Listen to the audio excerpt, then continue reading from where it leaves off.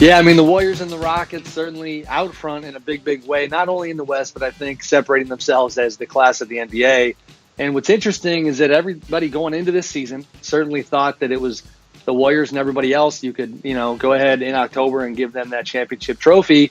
Houston's having something to say about that. This winning streak they've been on has been incredible.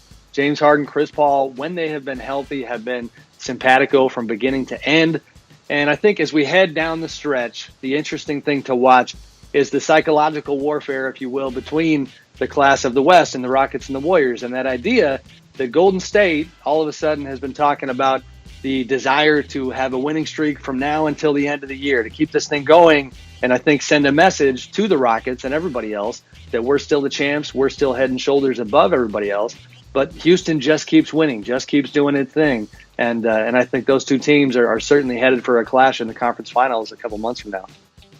In the Eastern Conference, if I'm talking about teams that can legit get to the finals, I'm talking about three teams. The Toronto Raptors, who are in first place in the East, the Boston Celtics, and the Cleveland Cavaliers. And even though the Cleveland Cavaliers are struggling to hold on to that 3 spot, just because of LeBron James, his playoff experience, going to the finals 7 consecutive years, I'm not going to leave them out of the discussion, especially when they're going to get Kevin Love back. But let's take a look at that Raptors team. And let's start off with the coach, Dwayne Casey, who I think is the NBA's Coach of the Year.